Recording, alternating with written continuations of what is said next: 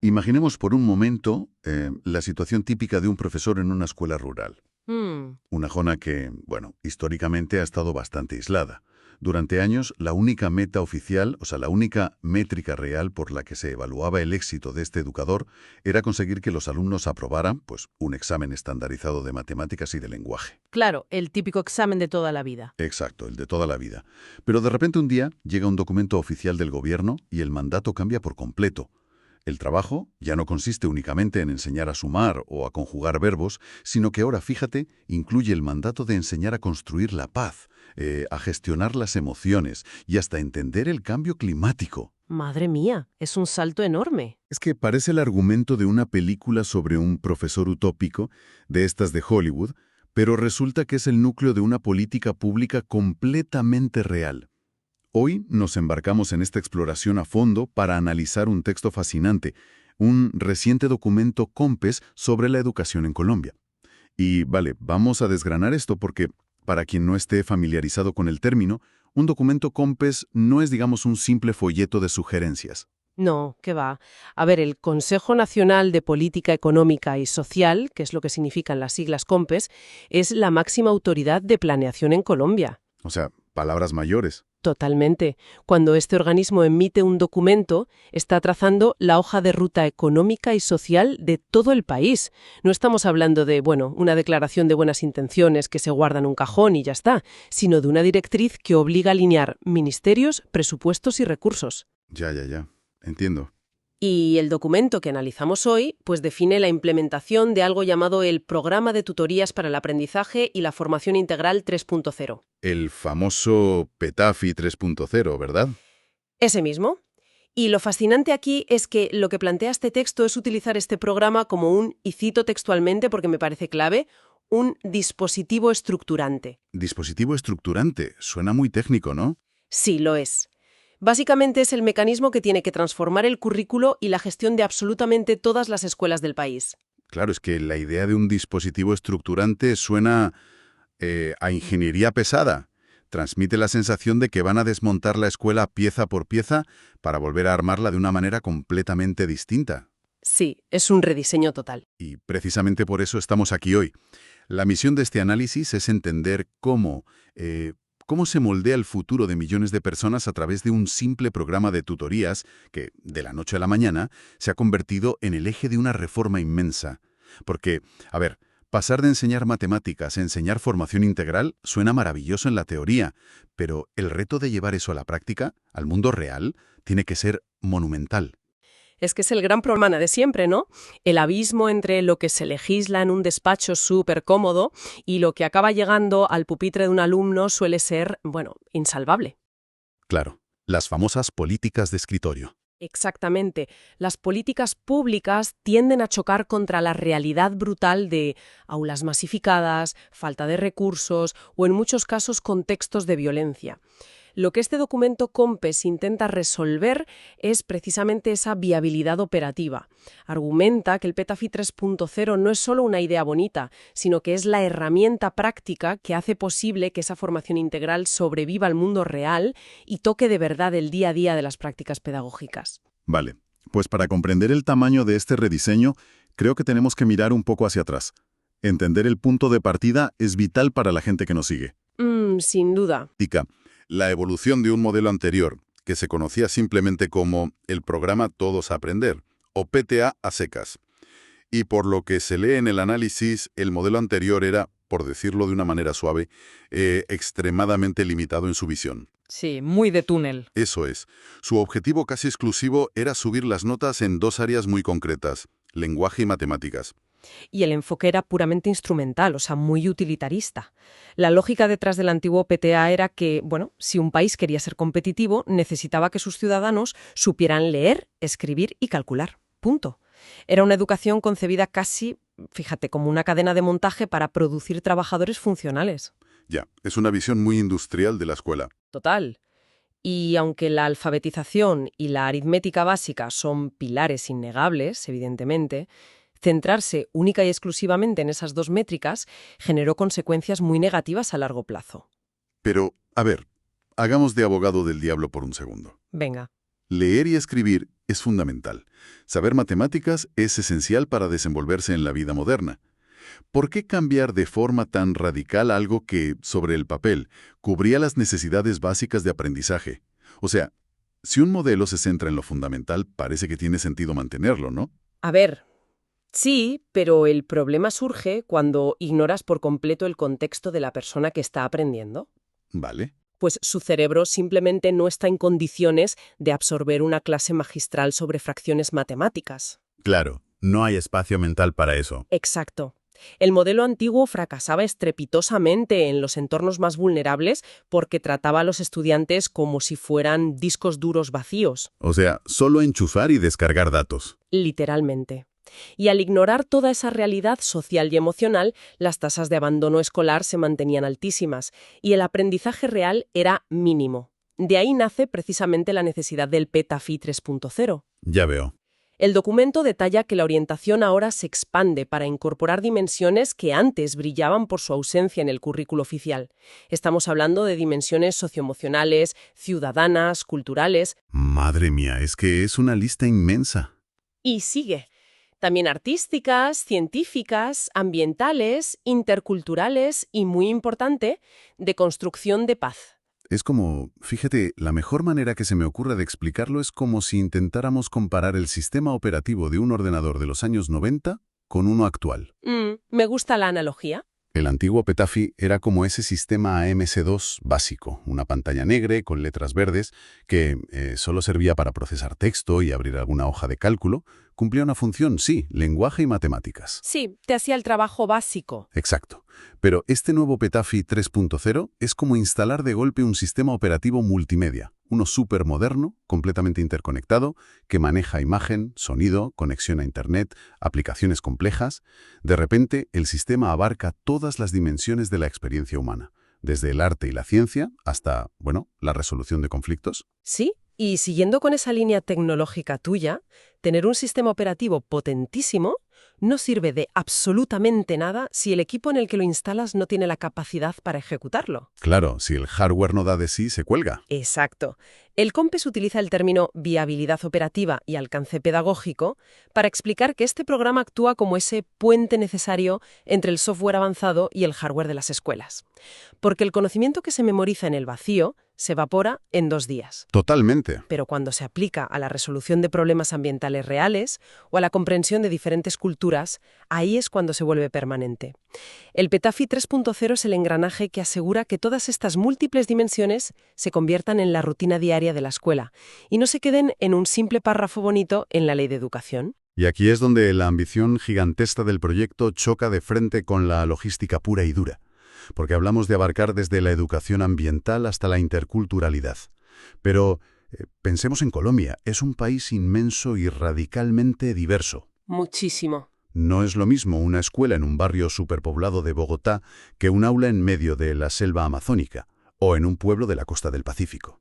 Si se intenta aplicar este modelo enorme y complejo de forma idéntica en todas partes, la iniciativa se hunde por su propio peso. Claramente. Y parece que el documento aborda este obstáculo al plantear el fin de los modelos de, digamos, talla única, introduciendo un concepto que llaman acompañamiento pedagógico situado. Sí. Históricamente, la inmensa mayoría de los sistemas educativos a nivel mundial han cometido el error de diseñar una solución única en un despacho de la capital y enviarla por correo a todas las provincias, esperando que funcionara por arte de magia igual en todas partes. Lo de siempre, café para todos. Exacto, café para todos. Pero el documento COMPES descarta esa estrategia de forma muy rotunda. El PETAFI 3.0 no dicta reglas rígidas idénticas para todos. Se basa en una premisa diametralmente opuesta.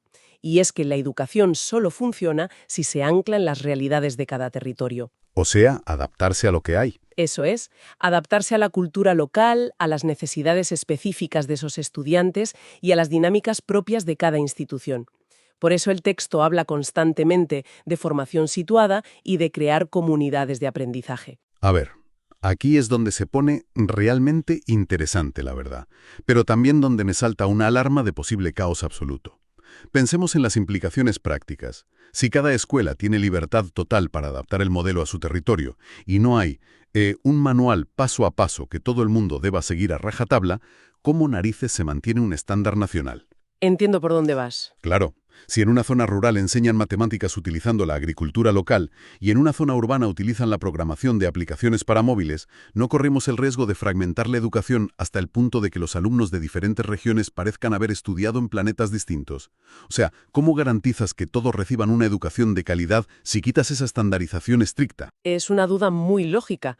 El miedo a la fragmentación siempre aparece cuando se limita el control centralizado y rígido. Sin embargo, si conectamos esto con el panorama general de cómo funciona el aprendizaje profundo de verdad, la estandarización estricta es precisamente lo que suele generar el fracaso. Ah, sí. Sí, fija que obligar a todos a leer el mismo texto el mismo día, independientemente de su contexto vital, no te garantiza la calidad, solo te garantiza una uniformidad muy superficial. Vale, entiendo el matiz. El concepto de acompañamiento situado significa que lo que se estandariza no es el método o el contenido memorístico, sino las capacidades que se desarrollan. Por ejemplo, un estudiante que utiliza la agricultura local para entender biología y otro que diseña una app en la ciudad para entender estadística, están desarrollando el mismo nivel de pensamiento crítico, de resolución de problemas y de empatía. Ah, vale. Desarrollan la misma base, aunque el envoltorio sea distinto. Exacto. El documento apuesta por lo que llaman la transferencia de capacidades, para que cada comunidad educativa encuentre su mejor forma de alcanzar ese desarrollo utilizando los recursos que tiene a mano. Entendido. O sea, el estándar es la capacidad de pensar y resolver problemas, no el camino exacto que se toma para llegar ahí. ¿Eso es? Pero claro, si adaptamos la educación al entorno y al contexto local, el siguiente paso lógico es que hay que cambiar por completo el interior del aula. Tenemos que derribar esos muros invisibles que siempre han separado el conocimiento. Y el texto habla de una gran transformación curricular y pone sobre la mesa el concepto de los centros de interés. Y la verdad, creo que esta es la parte central de todo el engranaje. Totalmente. Los centros de interés son el mecanismo para poner fin a esa fragmentación absurda del conocimiento. El documento detalla que el PTAFI 3.0 armoniza el currículo articulando estos centros de interés con las áreas obligatorias, integrándolos en algo que se llama el Proyecto Educativo Institucional, o PEI por sus siglas. Vale, el PEI. La idea básica es que la escuela deje de funcionar en compartimentos estancos. Se busca integrar activamente disciplinas como el arte, el deporte, la lectura, la ciencia, el medio ambiente, la programación y la historia. Y todo a través de algo que denominan experiencias significativas. Para visualizar el impacto enorme de esto, creo que la mejor analogía es pensar en una oficina corporativa tradicional de los años 80. Un inmenso espacio lleno de esos cubículos grises separados por paredes divisorias. ¡Ay, sí, qué agobio! Pues en la escuela tradicional tienes el cubículo de matemáticas de 8 a 9 de la mañana. Suena una campana, el alumno sale de esa caja y entra en el cubículo de historia de 9 a 10. Y luego pasa al cubículo de ciencias. Ninguno de esos espacios se comunica con los demás. Cero comunicación, claro. Exacto. Lo que plantean estos centros de interés es demoler todas las paredes de esos cubículos de golpe, para crear un espacio abierto y colaborativo donde todo ocurre a la vez. Pero, a ver, en la práctica, ¿cómo se conectan bajo este modelo cosas tan aparentemente inconexas como la historia, la ciencia y la ciudadanía en una experiencia real? ¿Me das un ejemplo? Claro, pensemos en un ejemplo concreto en un entorno rural. Un centro de interés podría ser, no sé, un proyecto sobre la recuperación del agua de un río cercano a la escuela que está sufriendo contaminación. Vale, un problema real. Investigan su río, utilizan la ciencia para analizar los niveles de pH y los contaminantes que hay en el agua. Utilizan las matemáticas para calcular el caudal o la velocidad de la corriente. Luego recurren a la historia para entrevistar a los mayores del pueblo y entender cómo era ese ecosistema antes de contaminarse. Fíjate, conectan todas las asignaturas sin darse cuenta. Exacto. Y aplican competencias ciudadanas para organizar una campaña de concienciación en su comunidad.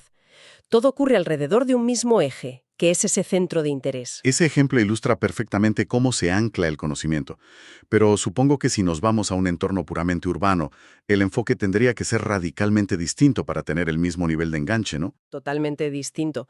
Si nos trasladamos a una escuela en una zona de alta densidad urbana, pues el centro de interés podría ser la gestión de los residuos del propio barrio o el diseño de una solución tecnológica para un problema local. Ah, claro. Los alumnos podrían integrar la programación para crear una pequeña aplicación que mapee los puntos de reciclaje de la zona.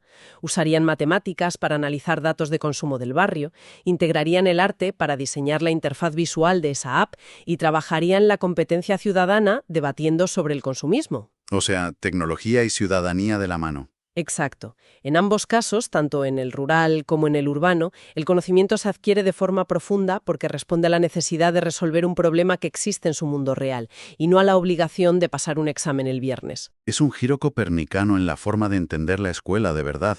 Se derriban los muros del currículum, se permite la adaptación al territorio y se trabaja por proyectos basados en la realidad del alumno. Pero, claro, todo este maravilloso andamiaje teórico tiene un punto de fallo crítico. A ver. Y ese punto es la persona que se queda sola frente a una clase de 30 alumnos intentando orquestar todo esto.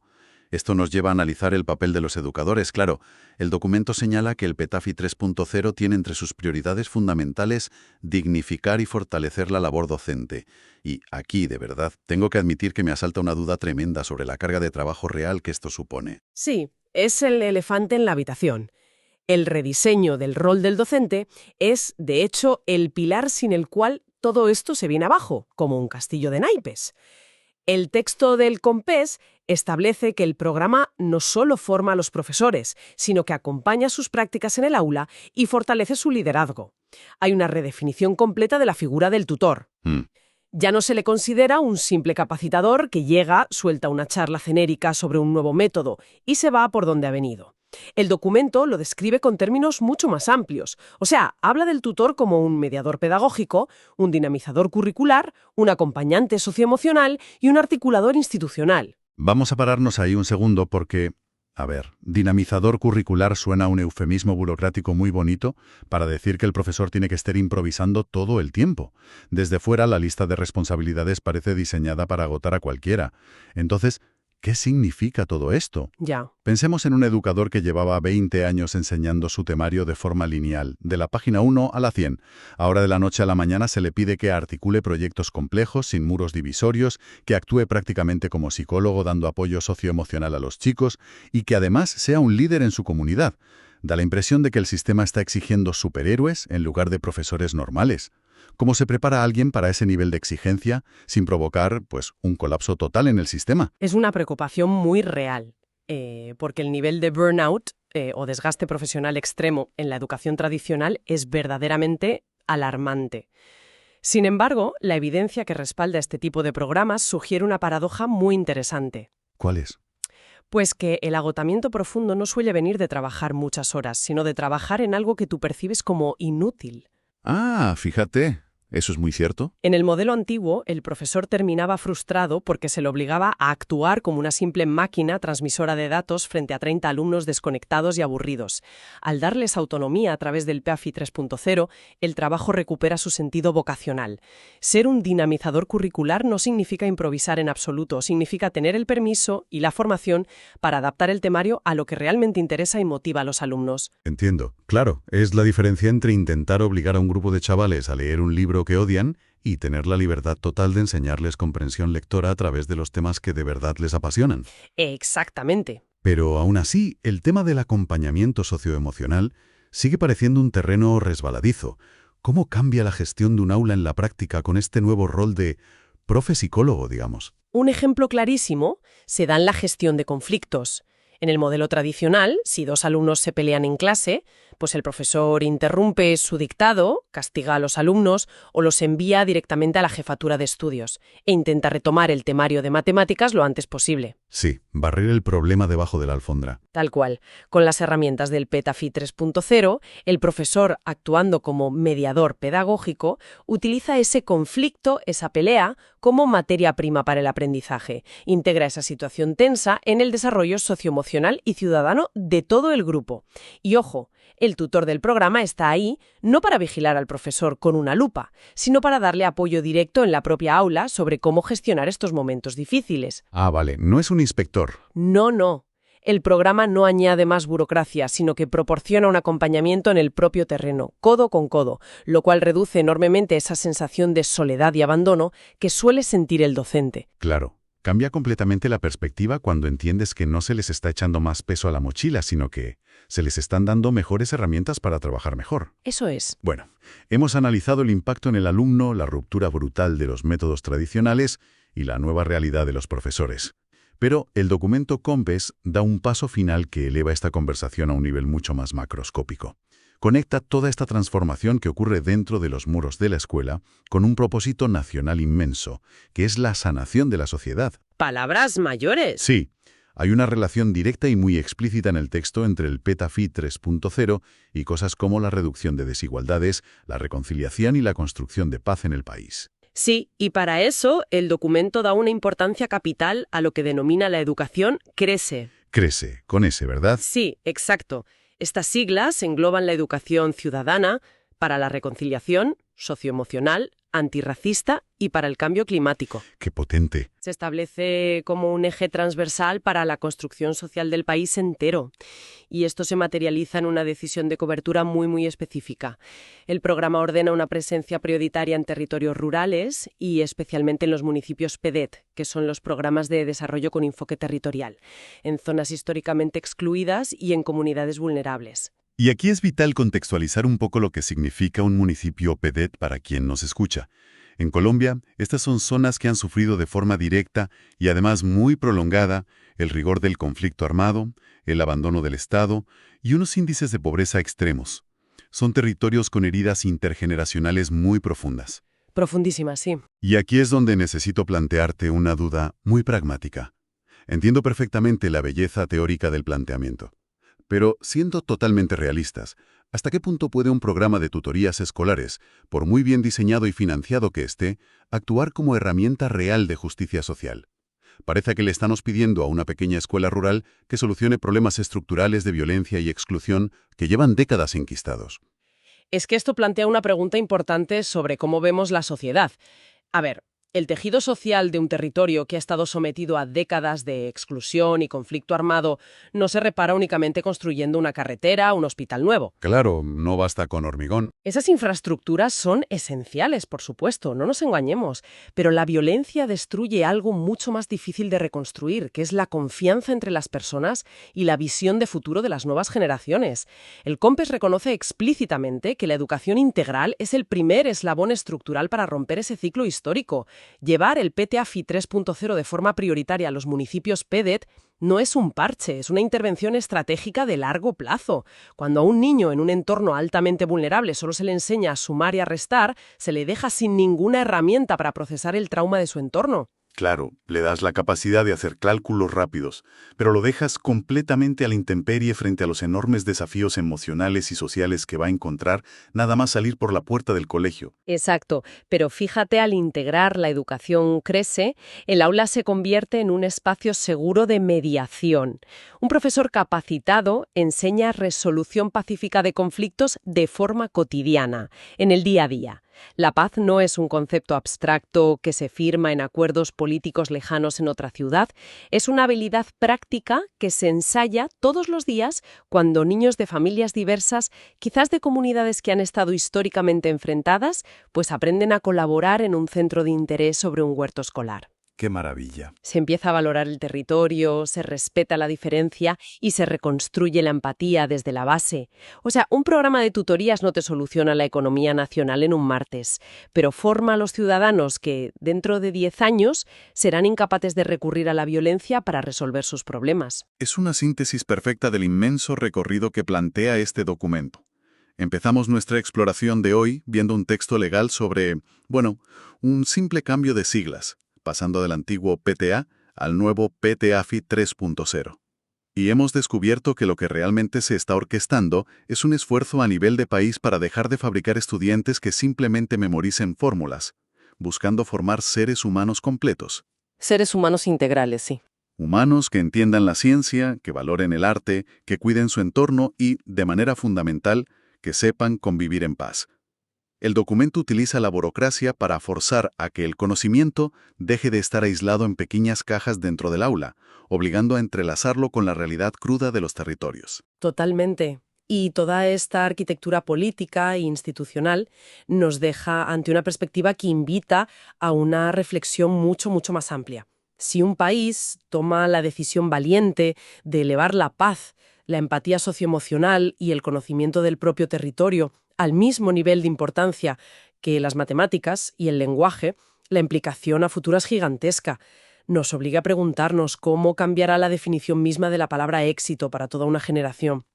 ¿Qué pasaría con la estructura de nuestras sociedades si el mundo entero dejara de evaluar el potencial de las personas únicamente por unas frías calificaciones numéricas impresas en un boletín y empezara a valorar su humanidad integral, su capacidad de colaborar y su habilidad para tejer paz en sus comunidades? Es una pregunta profunda, de las que invitan a replantearse absolutamente todo lo que damos por sentado sobre la educación. Cerramos aquí este análisis detallado, recordando la premisa que descubrimos hoy.